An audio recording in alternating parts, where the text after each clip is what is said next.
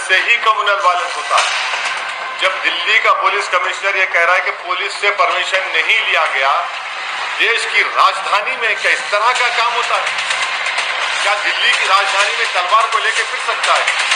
अगर वही तलवार किसी मुसलमान के हाथ में आ गई तो एक तलवार आने दीजिए। यहाँ पर एक नहीं, सौों के हाथ में तलवारें हैं, कट्टा है, पिस्टल है। वायलेंस को हम कंडेम करते हैं, वायलेंस की कोई इजाजत नहीं देता, मगर जब सरकार खुद खामोश तमाशाई बन के बैठी हुई है तो फिर ये तमाशा हो रहा है। सर, लॉ एंड ऑर्डर किसी भी सरकार का वो होता है। दिल्ली में लॉ एंड ऑर्डर केंद्र सरकार के हाथ में है और कोई भी सरकार ये नहीं चाहती कि लॉ एंड ऑर्डर खराब हो। और दंगे और ऐसी चीजें जो होती हैं वो अचानक से होती हैं। अचानक से नहीं होती, तो अचानक से नहीं होती है। मैं आपको कई इंक्वायरी कमीशन की रिपोर्ट का हवाला दे दूंगा। भिवंडी में फसाद हुआ, उसकी इंक्वायरी कमेटी रिपोर्ट देख लीजिए।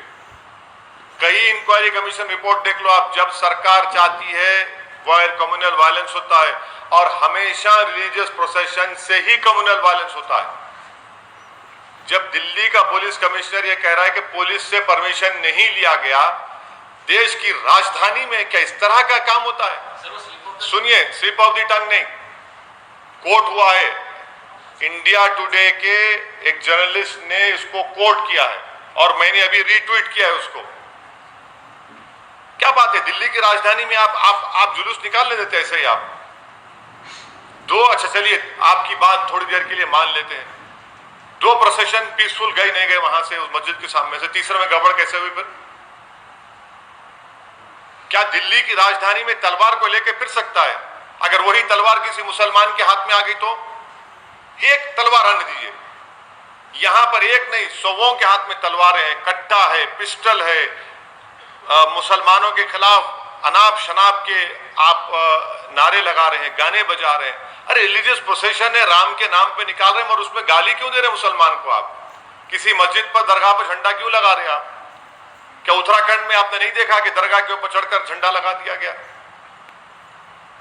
वायलेंस को हम कंडेम करते हैं, वायलेंस की कोई इजाजत नहीं देता, मगर जब सरकार खुद खामोश तमाशाई बन के बैठी हुई है तो फिर ये तमाशा हो रहा है। तो दूसरी तरफ से भी तो वायलेंस हुआ, देखा एक आदमी ने तमंचा पकड़ा। आप पकड़िए ना, आप देखिए, आप लोग सुनिए, मैं आपसे गुजारिश कर रहा हूं कि मस्जिद के ऊपर झंडा लगाने का विजुअल क्यों नहीं दिखाया जाता टीवी के ऊपर?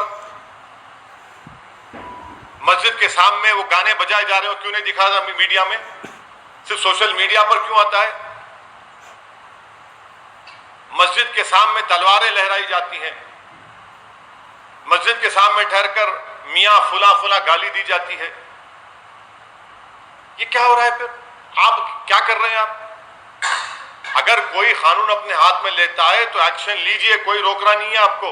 Due process of law follow होना चाहिए, मगर ये कौन सा है? आप तो सेलेक्टिव लॉ अप्लाई कर रहे हैं। वो अंसार जो बच्चे को रोका समझाया, उसी को मैंने एक्यूज बना दिया। उसमें जुवेनाइल बच्चे हैं, उसमें आप वन साइडेड अरेस्ट किए जा रहे हैं मुसलमानों की। मैं ये चार्ज लगा रहा हूं दिल्ली सरकार के ऊपर, मोदी सरकार के ऊपर, दिल्ली के। तो ये तो यूपी सरकार को बोलना चाहिए, चलाइए बुलडोजर, चलाओ बुलडोजर आशीष के घर पर, देखते हैं हिम्मत है तो तुम्हारी। तुम नहीं चलाओगे क्योंकि उसका नाम आशीष है, तुम उसके घर पर चलाओगे जिसका नाम अहमद है। चलाओ बुलडोजर, बताओ अपनी ईमानदारी को, तुम इतने हिम्मत वाले हैं तो। तुम नहीं चलाओगे उसके घर के ऊपर क्योंकि वो टेनी उसका नाम है, अहमद का होगा घर, तुम तोड़ दोगे अहमद का। यही तुम्हारी तरफदारी है, यही तुम्हारी बायसनेस है। चैलेंज कर रहा हूं, चलाओ उसके घर तोड़ो, चलो बुलडोजर ले जाके चलाओ उसके घर पे। नहीं चलाओगे तुम बुलडोजर, फूल बरसाओगे उसके ऊपर तुम लोग। मगर एक गरीब बच्ची जो बेचैनी के आलम में पत्थर फेंकी तो उसका घर तोड़ दिया आपने। एक की बेल सुप्रीम कोर्ट कैंसिल कर दी मगर उसका घर आबाद है। एक गरीब का घर आपने बर्बाद कर दिया। आप जज बन गए ना।